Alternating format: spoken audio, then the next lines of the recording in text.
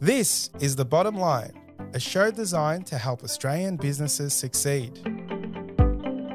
On the show, you'll hear from leading Australian business owners as they share the lessons they've learned building their companies. You'll learn from their successes as well as some of the challenges they faced along the way. We also talk to experts from a range of fields who share specialised techniques you can use to improve your business. I'm your host, Savan Tuna, and I'm a director at Alexander Spencer, and I'm really passionate about helping Australian businesses succeed. The pursuit of business growth often intertwines with the realm of venture capital and external capital raising. As businesses evolve, there's a need not only for strategic injections of funds, but also valuable expertise and industry connections. Selecting the right investors becomes a crucial decision. Business owners must consider factors beyond monetary considerations. Compatibility of vision and values is paramount, ensuring a harmonious partnership where both parties are aligned in their goals. How can you strike the balance between preserving the essence of your business and being receptive to the investor's insights and advice? In today's episode of The Bottom Line, we had the pleasure of interviewing Michael Higgins, the co-founder and CEO of Loopit, a SaaS platform and professional services company that drives car subscription management and billing solutions for automakers, dealerships, and startups. Michael takes us through the journey of how Loopit started and the decision behind pursuing venture capital as a growth strategy. You'll learn about the nuanced process of raising external capital, find out about the importance of an investor's role in your business, and you'll hear Michael share valuable lessons when building relationships with investors. Let's dive in. Hi, Michael. Thank you so much for joining me on The Bottom Line today. Thanks for taking the time, Savan. For those who don't know you, can you please tell us a little about yourself? I'm Michael Higgins. I'm a managing director and co-founder of Loopit Mobility. Now, obviously, we did a lot of research on Loopit today. You have a very interesting business and a very interesting name. Tell us about Loopit. What does it do? What problem does it solve? And so on. Just give us the lowdown. We play in a space called vehicle subscription or general mobility. It plays into these tailwinds of usage of vehicles over ownership in the market. So the idea that consumers could pay an all-inclusive weekly or monthly fee, and they can take a car for a day, a week, a month, a year, and they can change and upgrade, they can downgrade according to their life's needs and changes. This is a global trend that's growing very quickly. What we do at Loopit is, we're a software as a service business, and so we provide a consumer experience and billing platform to companies in this space. And so companies in this space would be companies like car manufacturers, car dealerships, rental car offerings, and specific mobility type firms like energy firms as well. And so we provide all their infrastructure in the back end. So you never would have heard of us. So if you do subscribe to a car or use any style of subscription, most likely the company that you're dealing with uses Loopit in the back end.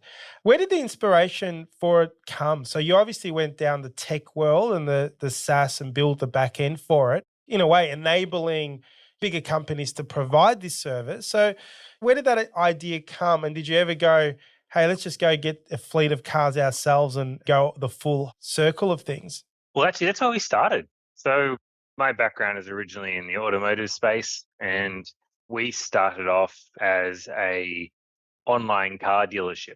And so we would sell, this is pre-COVID, and we would sell cars online, delivered to your door, money back guarantee, inspections and everything like that, under a company called Hello Cars. It was going quite well and it was growing. We're getting very frustrated by the one-time relationship that we were having with consumers. So the fact that we would invest really heavily in this nice experience for a consumer, and getting a consumer to buy a car online, especially pre-COVID, that's quite an investment. And they'd love us, but then at the end of it, if we're really lucky, you might see them again in 4 or 5 years. And so that really frustrated us. Now, we'd heard about this concept of vehicle subscription, and this is general usage over ownership trend in the auto space. We'd heard of it out of parts of Western Europe, the US, different parts of Asia as well. And we liked the concept. And so we did a lot of research. Take your pick on Bain, Boston Consulting, Kinsey. Most will say that they believe it's 10 to 40% of the market by 2030. So great tailwinds there. So what we did is we trialed it out as a bolt-on to our online dealership. And so we utilized our existing customer flow, our funnel, and very quickly we had about 100 cars out on the road within 3 months. And the margins make sense, the demand was there. It made a lot of sense as a business. We really liked it. And so before we kind of went head first, really deep into this concept, we kind of wound ourselves back a bit and said, well, okay, we like the space. This is where we want to be. But I think a really important question is, who do we think is going to win? And I'm not necessarily of the belief that a startup is the one that's going to win, the consumers and businesses' hearts and minds in this space. I'm of the belief, and we're of the belief, that those who are going to win are the ones who have access to vehicles, distribution, and capital. And so what I mean by that is car manufacturers, car dealers, and rental car offerings, and a few different others. And so if they're going to win, what do they need to win? And to win, they need knowledge to get themselves up and running in these offerings. And they need a scalable software solution or infrastructure so they can run it, efficiently and scale it effectively. And so out of that, Lupa was born. We were our first own client with our Hello Cars business. The people there were very kind at all the early bugs that we had in dealing with that. And then Hello Cars gave us credibility into the small dealership market. Small gave us credibility into large dealership market. That gave us, there was essentially a snowball into car manufacturers, rental firms, and it's gone from there. And so we still actually keep our Hello Cars business. We keep it just in Sydney, whereas a lot of the other businesses, APAC and the US and UK, currently it's a very good sandbox environment for us. So we really kind of deeply understand the problems that our clients are going through. But at the same time, we're also quite conscious of not making it too big so our clients would ever view it as a competitor. I actually like that because you get a real life feedback. You get to see the problems as they arise, and the market will change over time as people get used to it. But you'll get live data, whereas sometimes your customers are either reluctant to give you the feedback or you have to dig really deep to get it to be able to make change, especially for a software company that needs to be on the forefront of technology and development. So tell us about your development process. I mean, obviously don't give us the secret sauce recipe or anything like that. Was it a difficult back end to build? Did you have to build a lot of new parts to it, or was it just stitching up a lot of what's available and really putting it together that makes sense? Parts of it is stitching. Parts of it is stitching software. We do a lot of our product of things that help look after our clients' interests and reduce their risks. So we do things like ID verification, biometric scans. We connect with credit check providers, things like those. So those are naturally out there, and it's essentially creating APIs accordingly. But although there was a very significant amount of building in actually the core platform and the core offering to get that up and running, having good, strong early team and then a product working very well with engineering has been really a core focus for us. So tell us the difference between sort of subscription model of owning a car, let's call it the word owning, or subscription model of owning a car versus just hiring a car. What are the differences and who are the customers that are actually subscribing to cars? Structurally, there's probably a lot of similarities. With a rental, you pick it up, but rentals are often quite generic by nature. Whereas one end of the spectrum, you'll have rental, which is generally a day to 2 weeks. You're taking a car that fits a function, but generally speaking, not much more. So I want a medium SUV. It's a Hyundai Tucson or similar. Quite generic by nature, which is fine when your car is serving only a function or a purpose. On the other end, you have traditional ownership where people are very specific on what pack they get in their car and every specific color, and it's very detailed in its nature, where subscription really lies in the middle. And so like rental, it's an all-inclusive offering. Actually, no, to be fair, rental often isn't all-inclusive. There's lots of kind of add-ons, but subscription is included. You'll have registration, servicing, insurance, everything kind of bundled, and you just pay a monthly or a weekly fee, and you can upgrade and change and downgrade. So let's say a Toyota Corolla is suitable for me this week, but then I find out my wife is pregnant and I'm going to need a bigger car quite shortly. Well, it's not this big deal. You just change your car to a larger car. Or if you want to get a convertible because you're going away for a trip for a while, well, then that's fine too. And so what it does is it just gives consumers incredible flexibility. And on the other side, we're seeing a very fastest growing segment is the business to business offerings. And so this is where a company, let's call it Joe's Plumber, I've actually got a new contract that I'm going to need 6 cars for the next 8 months. What do you do for 8 months? You don't get a lease because leases are longer than that. Rental is going to cost you a bomb. And so it kind of sits in that middle space there. Is it hard to find customers? Because I feel like, when I don't know the industry that well, I would feel like you've built this software that enables car manufacturers and or car dealerships and all these bigger businesses to get off their butt and to potentially create this income stream or service offering. Do you have to go around knocking on doors going, hey, I've got a great business idea and I've got the software?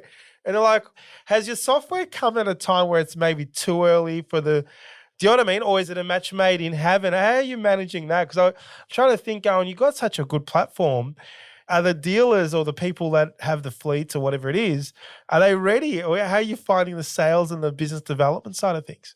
The answer is both. So when you're in our space, every major firm is thinking or looking at doing something like this, or they're already doing it. Some have been running offerings for probably up to 8 years now, some of our clients. And so some of them is just about going, okay, well, we just need the best software. And we go, well, we're the best software in our view, but in most people's view, we're the best software. Great. But then there will be other ones who are new to space and they go, look, we've been thinking about it.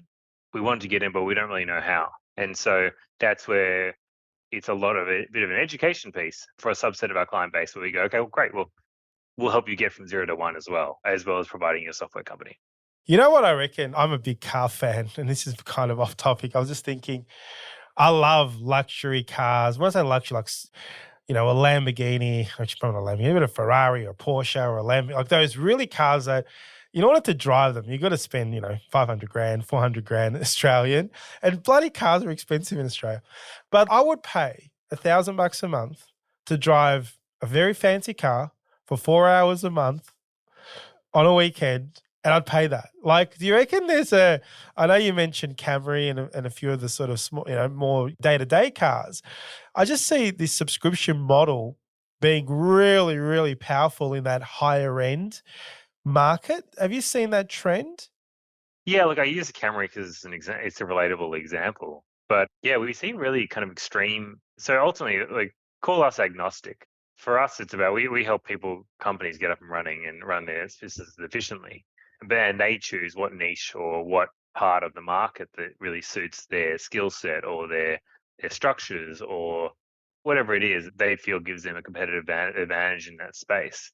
And so some will be going, okay, no, I'm going with absolute part of the market where it's just people affordability and people just want transport. And that's fine, right? And it's just about providing a function and providing a car to get them from A to B. But then on the other end, yeah, we see some pretty extravagant and out there cars on the platform, some pretty crazy fun stuff. There's a subset of society that go, look, this is for me. I love it. And maybe they get bored of that Lamborghini, you know what I mean? And so they go, okay, fine, I'm going to change it. And so essentially they'll pay a premium accordingly for that. But they don't really mind because I guess how often are you really using your Lambo? Starting a subscription software business, I'm sure doesn't come cheap. And one of the things you did at Loopit was obviously you needed to raise capital. And one of the things I wanted to dive deep into as a business owner, Michael, is all businesses need some form of capital, depending on whether the owners put that in or it's such a significant amount that you go to the market. Tell us about, I know you've raised money recently. Can you tell us your story about the need for raising capital and how it's sort of linked to not only building the software back end, but what was the money used for from a growth perspective? And do you want to sort of share that story for us? Probably I'll also think about touching into the raising capital. There's money for the sake of money, but then there's also, if you have the right investors, what a value add do they provide to your business too? Which I think is a really worthwhile discussion point, which people I would say is underrated or not discussed as much. So we got to a point where we started off very early in our own finances, family and friends very early. Our first external round was a seed round. So we raised, I think at the time it was 3.6 million at the time. We were led by a firm they're called Tidal Ventures. They're based out of Sydney, Australia. Very strong product-led growth focus. And for us, we really valued the product side, especially as, that's such a core part of our SaaS offering. And so one of who is now a board member with us, I believe he was head of product for, I think it was Atlassian, or one of the main products at Atlassian. So it's very strong backgrounds there that really allowed us to level up and provide a real value add to us. Now, regarding the process, interesting process. You can read a lot of stuff about this, but there's no perfect way to go about this, is there? I don't think there's a perfect way of going, if you do X, you will raise Y. You know what I mean? It'd be nice if it was, but it doesn't really play out that way, or at least in my experience, it doesn't play out that way. What we viewed it as a really important point is we learned early on to view it as a sales funnel or a sales pipeline. And so, okay, well, I'm looking to raise X, and we'll go into what we're going to spend it on and how it'll add value to our business and grow our business. But the actual experience and the process for us was, it was new to us at the time. It was, but we'd never raised external capital before. Quite daunting, the first time. And then you also got those individual pieces like, oh, have I got something worth raising for? I believe so. Now, we weren't very quickly that we do. We do have something worth raising on. SaaS is also universally a relatively liked space because of the scalable nature of it. Thinking about it as a pipeline is where it's really quite valuable. I think it's very easy to go, okay, this investor is showing interest, or I know someone's showing interest, and then just kind of hang your hat down that process. Because the actual process of raising funds is, it's incredibly time consuming. It's a full-time role in itself, incredibly stressful. I was talking to some other funded startups recently, and they joked like you can tell when a founder's going through a raise because they'll either be losing weight or putting on weight. Or losing their hair. Yeah, or all three. I don't know. But yeah, it's just challenging. We were very clear at the beginning going, we chose companies that we thought made sense, and we targeted them accordingly. And then we pitched quite a lot. I don't know the numbers. You always hear about founders going, I did 10,000 pitches. I can't remember the number, but it was a very significant amount at the time. Ultimately, what was quite interesting, one of my takeaways, since learned and I really believe in, investors invest in lines, not dots. When you kind of come out there and go, ta-da, look at this amazing product I've got, and look at all the things I've done, and I'm amazing. That's great. There's a lot of value in that. A lot of companies have done some really great things with that. But what I learned was there's a lot of value in meeting investors earlier on and saying, hey, here's what I'm thinking of doing. Here's what we're doing right now. We're going to be raising capital in a bit, but here's what we're doing right now, and here's how we're thinking about executing on it. Often they're actually pretty good at just giving you their opinions. But what's very powerful is you say, here's what I'm thinking of doing, here's what I'm thinking of going about it. And then 6 months later, you go, I did it. And now here's what we're going to do next. But to do what we do next, we're now looking at raising capital.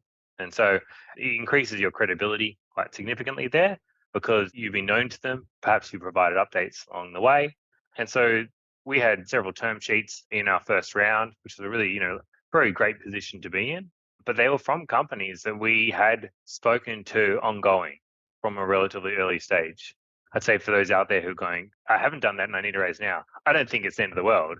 I'm just saying if you have the option to plan and kind of seed this offering and seed it and kind of do it over time, that's how I would go about it. For us, it's been quite successful.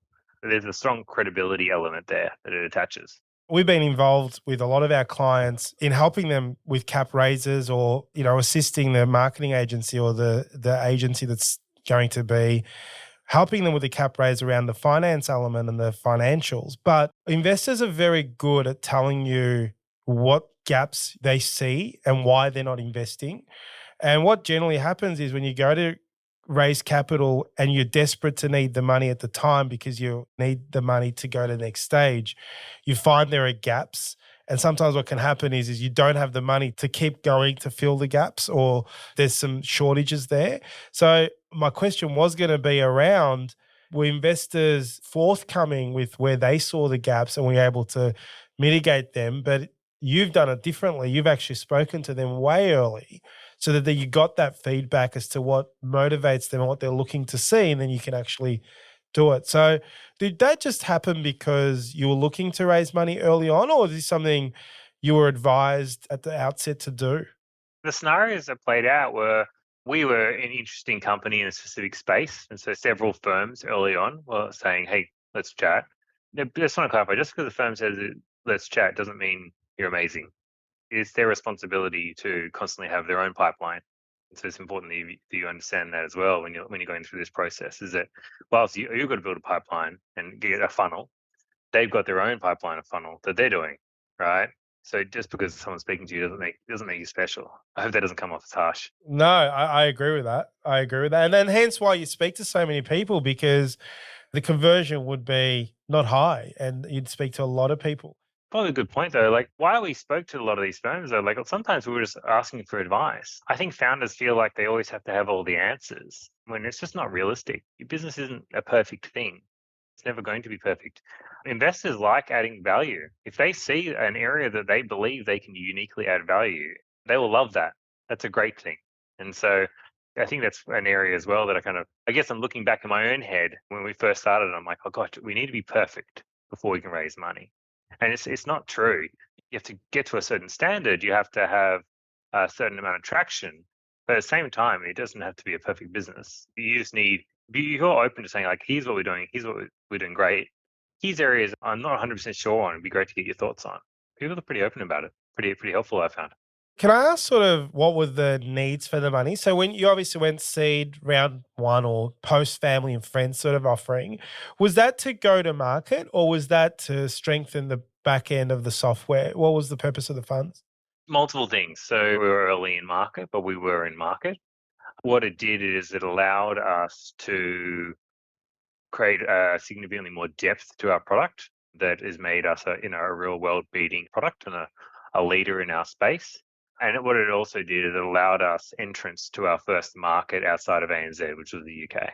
So tell us about the international market. Obviously, you do have presence overseas.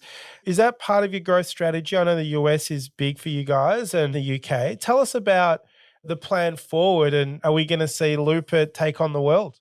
I think you will. The goal of Loopit isn't to be everywhere. The goal is to power many successful offerings quietly, probably.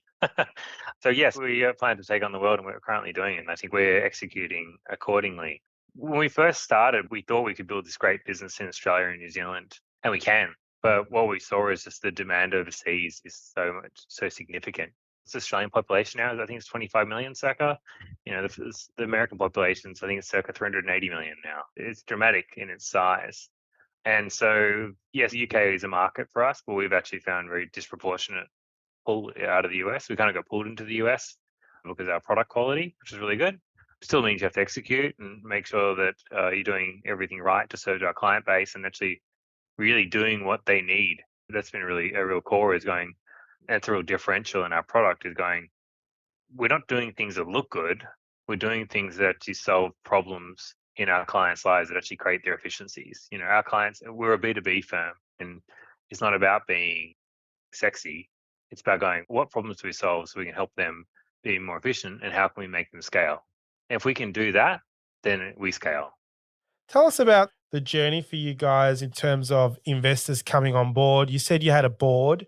Beauties of capital raising is getting people that can also assist post money, as in their intellect.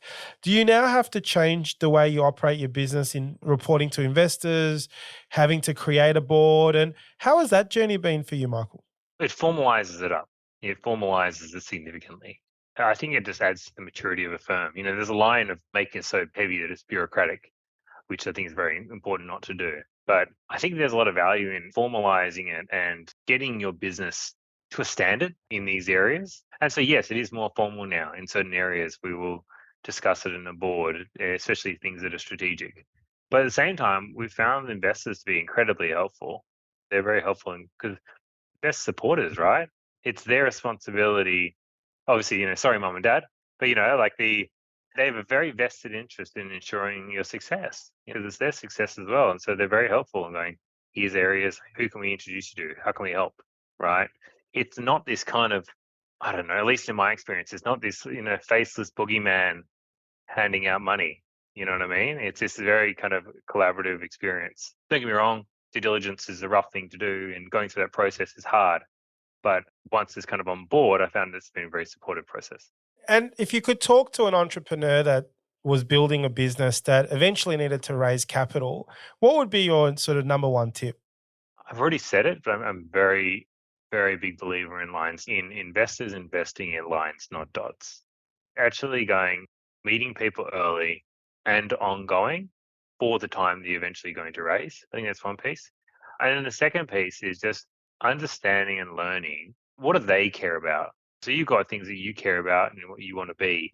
But if you're in the space, so we're in SaaS space, learn metrics that are SaaS metrics. Learn how your business will be evaluated so that when the time comes for that evaluation or an investment committee meeting, that's the meeting where a fund will then decide whether they invest in you or not. You've got all the ammo and they've got the ammo. So essentially you're aligning what you're trying to achieve there. Now, we can't let you go without getting a little bit of an insight in what you think the world is going to look like in years to come.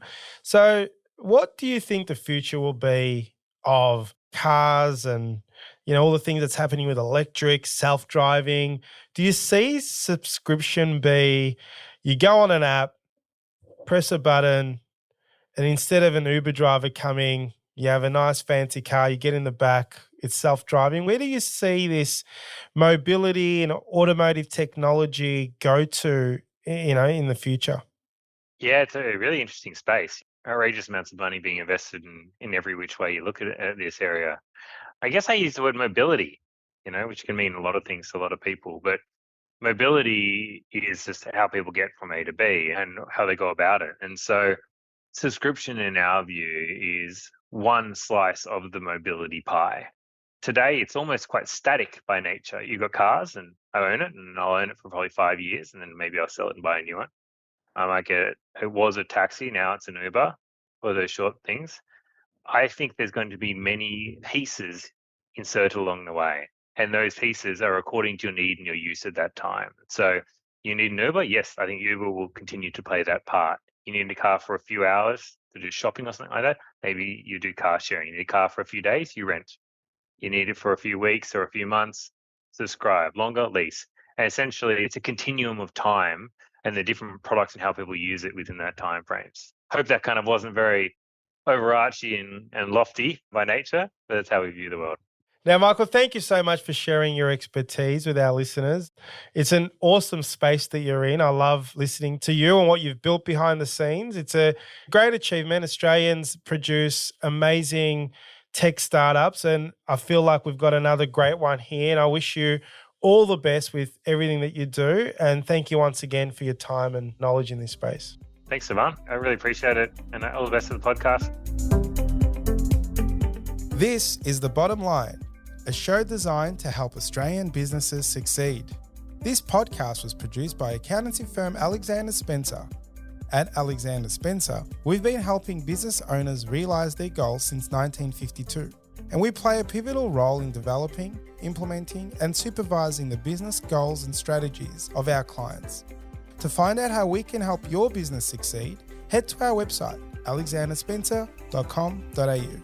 To make sure you don't miss an episode of The Bottom Line, be sure to subscribe to or follow the show in your podcast app. And while you're there, leave us a 5-star review. It really helps others find the show. I'm Sivan Tuna, and we'll be back next episode with more tips to help you transform your business. And that's The Bottom Line.